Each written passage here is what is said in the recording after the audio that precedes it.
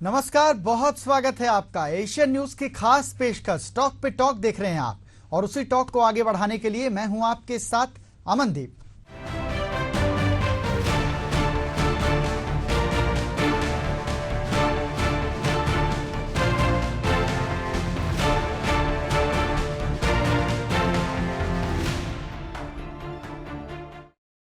मंगलवार को 2 दिन के साप्ताहिक अवकाश के बाद शेयर बाजार फिर से हाई लेवल पर ट्रेडिंग की शुरुआत की।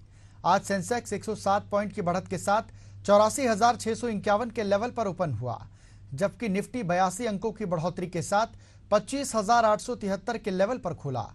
दोनों बेंचमार्कों ने आज एक बार फिर अपना नया ऑल टाइम हाई लेवल देखा, लिहाजा कई दिग्गजों ने शेयरों में भारी बढ़त दर्ज की है। इस बीच 50 रुपए से कम कीमत वाले penny stock Bhatia communication and retail India limited के शेयरों में 4% की बढ़त दर्ज की गई। सोमवार को ये स्टॉक अपने पिछले बंद 34 रुपए से 4.4% की बढ़त के साथ 36 रुपए के लेवल पर खुला। इसका 52 सप्ताह का उच्चतम स्तर 38.90 रुपए है, जबकि 52 वीक का न्यूनतम लेवल 18.30 रुपए है। बता दें, भाटिया कम्युनिकेशन एंड रिटेल के शेयरों में पिछले 2-3 महीने में भारी तेजी दर्ज की जा रही है। इसने पिछले 5 कारोबारी सत्रों में 18% की बढ़त हासिल की, जबकि 1 महीने की अवधि के दौरान इसने शानदार प्रदर्शन करते हुए 54% का रिटर्न दिया। वहीं 6 महीने के दौरान 56% का मुनाफा कराया है। पिछले 1 साल की अवधि के दौरान इसने 45% से अधिक का रिटर्न भी दिया है।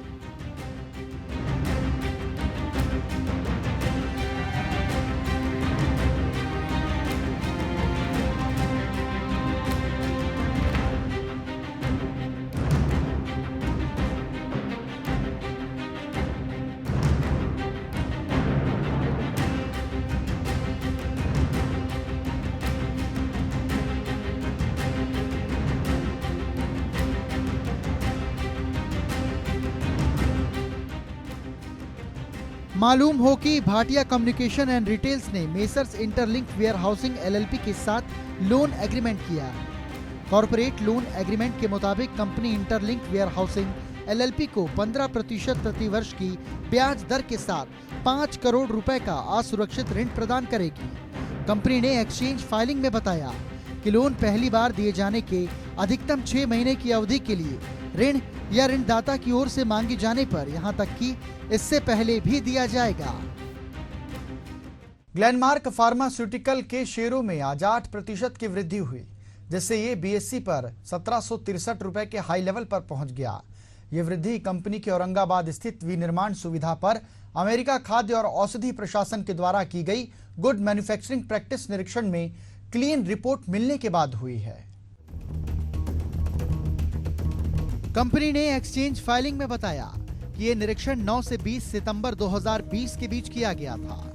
इसके बाद वैश्विक ब्रोकर फर्म इन्वेस्टेक के शेयर पर फास्ट लॉन्ग की सिफारिश की है, जिसमें 1900 का टारगेट बताया गया, जो कि 17% की संभावित वृद्धि को दर्शाता है।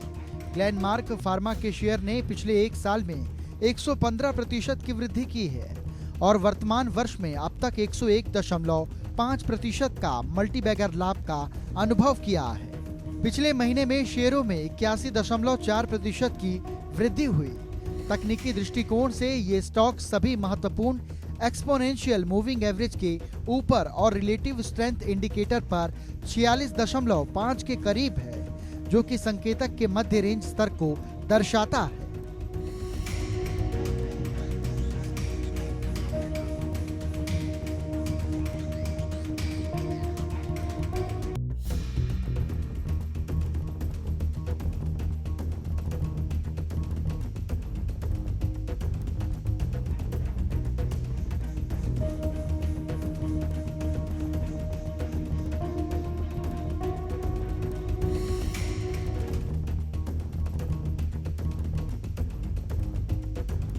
ग्लेनमार्क फार्मा का पीई अनुपात 36.88% है और इसका ईपीएस 46.47 है। कंपनी का मार्केट कैप 46,187 करोड़ रुपए है और ये 12वें स्थान पर है। पीबी अनुपात की अगर बात करें तो 5.89 है और डिविडेंड यील्ड 0.15% है। इस सभी मैट्रिक्स के साथ निवेशकों के लिए ये कंपनी एक आकर्षक विकल्प बनती है। इन्वेस्टेक ने कहा कि कंपनी की औरंगाबाद सुविधा का 0 टिप्पणियों के साथ समापन निकट अवधि में सकारात्मक संकेत प्रदान करता है। इससे कंपनी की आय और नगद प्रवाह में लगातार वृद्धि की उम्मीद है। ग्लेनमार्क फार्मा भारत और अन्य क्षेत्रों में 70% से अधिक का EBITDA योगदान के रूप में अधिक प्रासंगिक हो रही है।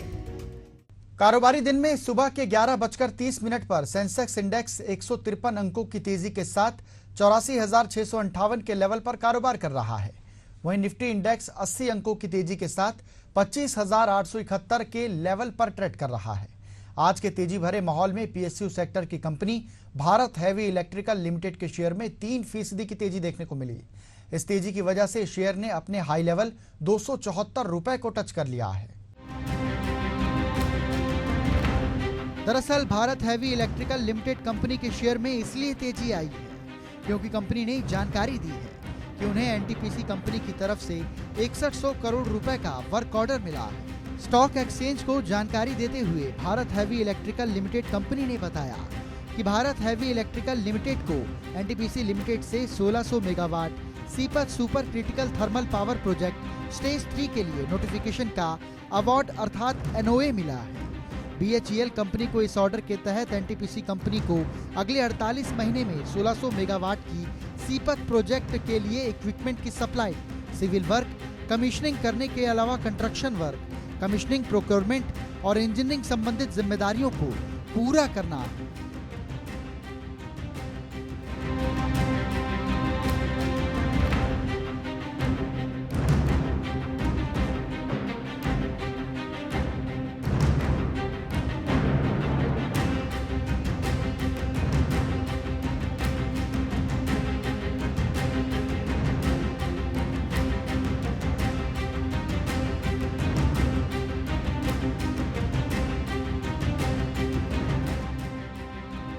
BHEL कंपनी को हाल ही में कई सारे बड़े प्रोजेक्ट्स मिले हैं, जिसके तहत पिछले महीने में अडानी ग्रुप के दिग्गज कंपनी अडानी पावर और उसकी सहायक कंपनी महान एनर्जी से 11,000 करोड़ रुपए से अधिक के ऑर्डर मिले।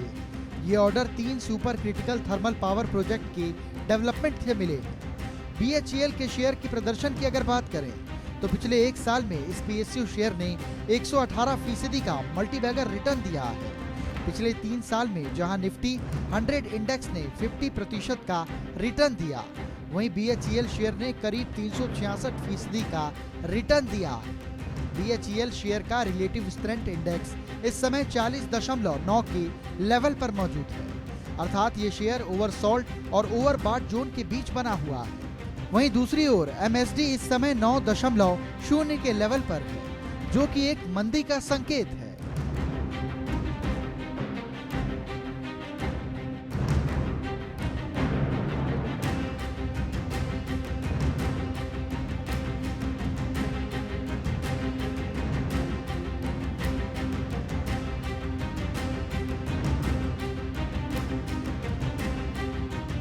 दूसरी तरफ BHEL के शेयर ने अपने 5 दिन, 10 दिन और 200 दिन के सिंपल मूविंग एवरेज के ऊपर लगातार कारोबार कर रहा है। वहीं दूसरी तरफ 20 दिन, 30 दिन, 50 दिन, 100 दिन के शॉर्ट टर्म मूविंग एवरेज के नीचे बना हुआ है। BHEL एक सरकारी कंपनी है जो प्रमुख तौर पर पावर प्लांट से जुड़े इक्विपमेंट का मैन्युफैक्चरिंग करती है। कंपनी हैवी इंडस्ट्रियल इक्विपमेंट के डिजाइन, इंजीनियरिंग, मैन्युफैक्चरिंग, टेस्टिंग और कमीशनिंग करने का काम करती है। पिछले कुछ महीने में बैंकिंग शेयरों की स्थिति काफी खराब रही। हालांकि कुछ बैंकों में सुधार भी देखने को मिल रहा है। बैंकिंग शेयरों में गिरावट के कई कारण हैं, जिसमें RBI की ओर से बढ़ाई गई सख्ती भी एक बड़ा कारण है। पिछले 2 महीनों की अगर बात करें तो HDFC बैंक पिछले 2 महीने में अपेक्षाकृत बेहतर प्रदर्शन कर रहा है। वास्तव में यदि आप पिछले 3 महीने में अच्छा प्रदर्शन करने वाले शेयरों की लिस्ट तैयार करेंगे तो आप इन प्राइवेट सेक्टर बैंकों को टॉप 4 में पाएंगे। ऐसे में कम से कम 37 एक्सपर्ट ने 5 ऐसे बैंकिंग स्टॉक पर अपने सुझाव दिए हैं जो आगामी दिनों में अपने निवेशकों को 46% तक का रिटर्न दे सकते हैं। सबसे बड़ा ऋणदाता HDFC बैंक का लेटेस्ट एवरेज स्कोर 7 है, जबकि स्टॉक पर 40 एक्सपर्ट ने बाय रेटिंग दी है। जानकारों का अनुमान है कि ये स्टॉक 46.5% की बढ़त क्षमता रखता है। HDFC बैंक के शेयरों ने अपने निवेशकों को पिछले एक हफ्ते के दौरान 4.5% का रिटर्न दिया है, जबकि एक महीने में 6.3% का मुनाफा दिया। इसके अलावा एक साल की अवधि में ये 11.4% बढ़ा। इंडसइंड बैंक का लेटेस्ट एवरेज स्कोर 6 है। इस बैंक के शेयरों ने 42 एनालिस्ट ने खरीदने की सलाह दी। आगामी भविष्य में ये 35% से अधिक की बढ़त की क्षमता रखता है। पिछले एक सप्ताह में ये 1:1% बढ़े, जबकि एक महीने में 7.2% का उछाल आया है। एक साल के दौरान निवेशकों को 2.8% का रिटर्न मिला है।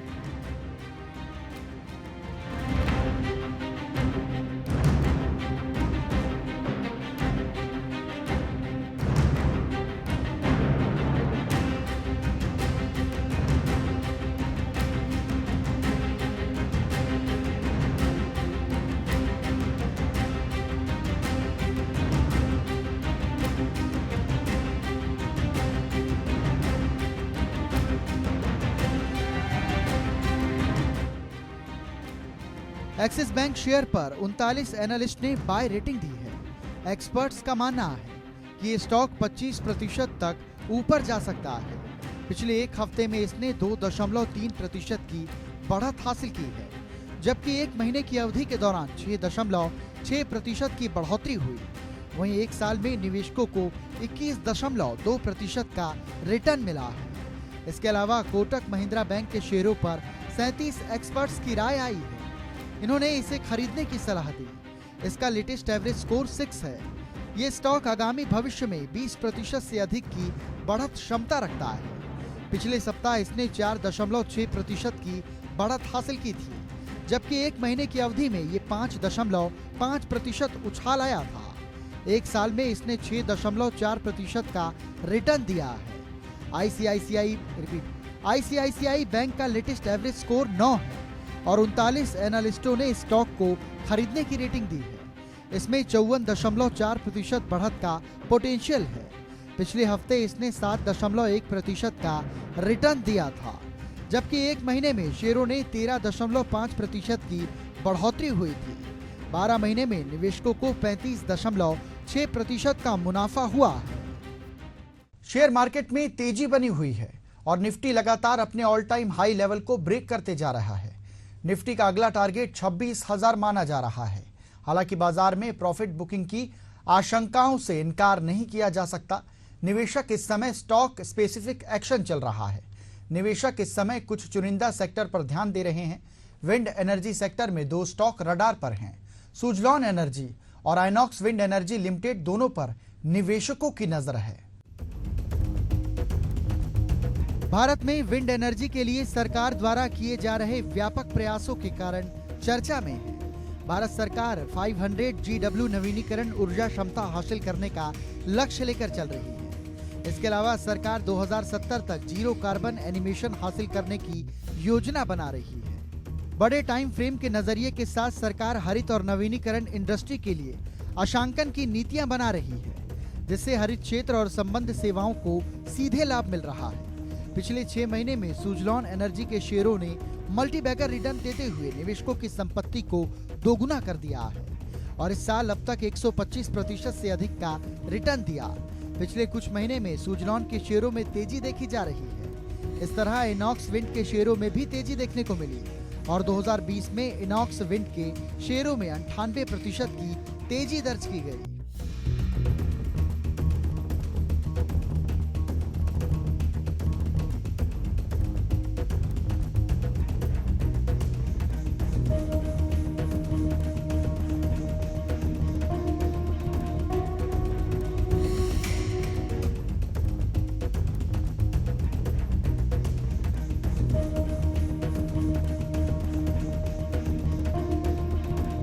सुजलॉन एनर्जी का वित्त वर्ष 2025 की पहली तिमाही में परिचालन से राजस्व 1480 करोड़ रुपए रहा। अप्रैल जून तिमाही में नेट प्रॉफिट 121 करोड़ रुपए रहा। प्रति शेयर आय EPS 0.09 रुपए रही। EPS बताता है कि कंपनी प्रत्येक शेयर पर कितना पैसा कमाती है। सुजलॉन एनर्जी के शेयरों ने पिछले कुछ सालों में निवेशकों को लगातार पॉजिटिव रिटर्न दिया है। पिछले एक साल में शेयरों ने 221% रिटर्न दिया, जो Sensex, BSE capital goods, BSE industries और बीएसई पावर से बेहतर प्रदर्शन है। शेयर का 2 साल और 3 साल का रिटर्न 949% और 1303% रहा। आइनॉक्स एनर्जी का बाजार पूंजीकरण 33,103 करोड़ रुपए है। इनॉक्स विंड फाइनेंशियल ईयर 2025 के लिए उसका राजस्व 607 करोड़ रुपए रहा। इस अवधि के नेट प्रॉफिट 70.19 करोड़ रुपए रहा। इस अवधि के लिए ईपीएस 2.15 रुपए प्रति शेयर रहा। आइनॉक्स विंड के शेयरों ने निवेशकों को लगातार अच्छा रिटर्न दिया है।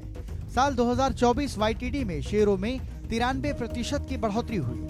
शेयरों का एक और 3 साल का रिटर्न 410% और 905% रहा।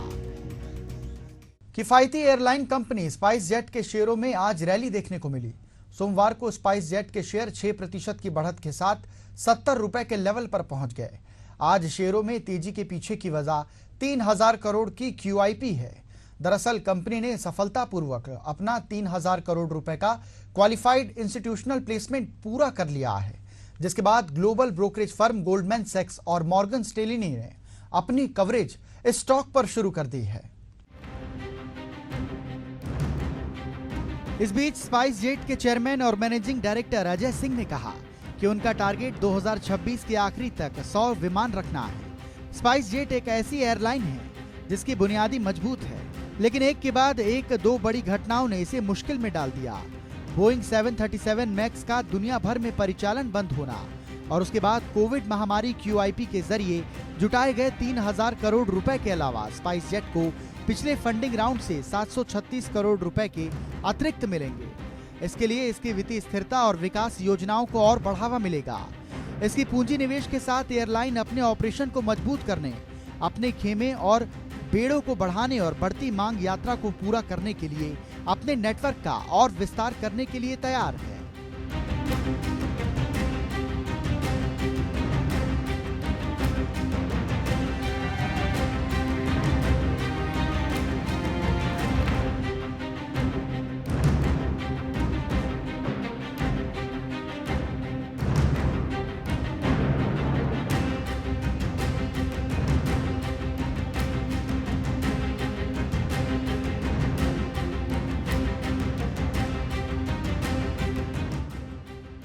एयरलाइन ने अपने 36 विमानों को जल्दी से जल्दी वापस लाने की प्लानिंग कर रही है।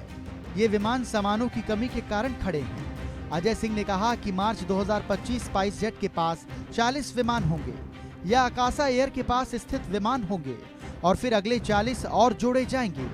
इसके अलावा मजबूत मांग की अवधि के दौरान एयरलाइन शॉर्ट टर्म के वेट लीज पर विमान लेगी। उन्होंने बोइंग के नए मुख्य अधिकारी के ऑटबर्ग से मुलाकात की। उन्होंने आश्वासन दिया कि विमानों की सप्लाई जल्द से जल्द शुरू हो जाएगी।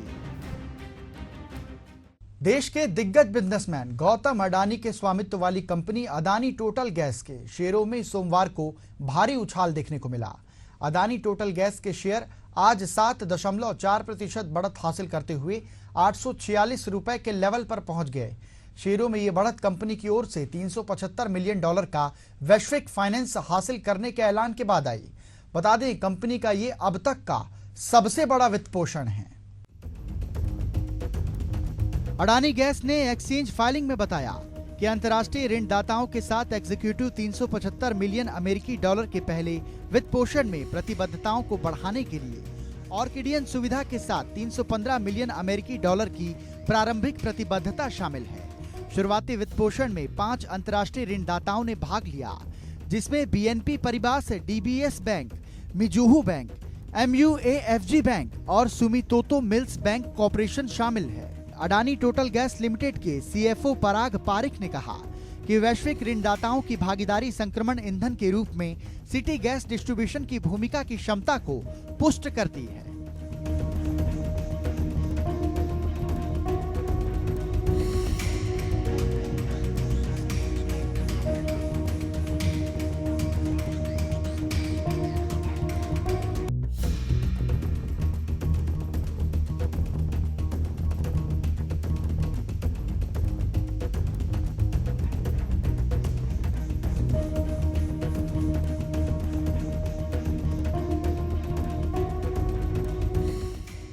ये फाइनेंसिंग ढांचा ATGL के निरंतर विकास की गति देगा और इसकी पूंजी प्रबंधन योजना के आधार पर भविष्य के वित्त पोषण के लिए एक कदम होगा, जो हमारे सभी हितधारकों के लिए दीर्घकालिक मूल्य बनाएगा। गैस डिस्ट्रीब्यूशन को देखते हुए ATGL 34 जियोग्राफिकल एरिया में एथराइज्ड है और अपने ऊर्जा मिश्रण की प्राकृतिक गैस की हिस्सेदारी बढ़ाने के लिए देश के प्रयासों में महत्वपूर्ण भूमिका निभाता है। 53 GMA से 34 ATGL के स्वामित्व में है और शेष 19 GA Indian oil Adani gas के स्वामित्व में है, जो अडानी टोटल गैस और इंडियन ऑयल कॉरपोरेशन के बीच 50:50 का संयुक्त उद्यम है। पेटीएम का कारोबार संचालित करने वाली कंपनी 197 कम्युनिकेशन लिमिटेड के शेयर प्राइस पिछले कुछ ट्रेंडिंग सेशन से लगातार बढ़ रहे हैं। मंगलवार को भी पेटीएम के शेयर बढ़त में खुले। बदलते हालात में पिछले सप्ताह भी स्टॉक में तेजी दिखाई दी थी। 197 कम्युनिकेशन लिमिटेड के शेयर मंगलवार को प्रतिशत की तेजी के साथ 665 रुपए के लेवल पर कारोबार कर रहे थे। पेटीएम के शेयर पिछले एक माह में 25% बढ़े और पिछले 6 माह में ये स्टॉक 66% का रिटर्न दे चुके हैं। बदलते हालात में ब्रोकरेज ने पेटीएम स्टॉक पर बाय रेटिंग जारी की और मौजूदा प्राइस को देखते हुए इसके ऊंचे टारगेट बताए हैं। ब्रोकरेज हाउस एमके ने पेटीएम शेयरों के लिए अपनी टारगेट रेटिंग को बढ़ा दिया है। ब्रोकरेज हाउस एमके ने पेटीएम के शेयरों की रेटिंग को रेड कर दिया है और इसके टारगेट प्राइस को बढ़ाकर 750 रुपए कर दिया। ब्रोकरेज हाउस के अनुसार पेटीएम संभवत फाइनेंशियल ईयर 2025 ऑपरेटिंग ईबिटा और यूपीआई एस्पिरेंशियल को पॉजिटिव बना देगा। इसके अलावा रेगुलेटरी ड्रैग को कम करने, ओपेक्स को फेयरबल करने और प्रॉफिटेबिलिटी बहाल होगी। इस अपग्रेडेशन का एक और बड़ा कारण है कि मैनेजमेंट को उम्मीद है कि लोन डिस्ट्रीब्यूशन बिजनेस धीरे धीरे फिर से गति पकड़ेगा। इसके अलावा ब्रोकिंग और इंश्योरेंस पोल बिजनेस का साइज बढ़ रहा है और ये पहले भी प्रॉफिटेबल हो चुका है।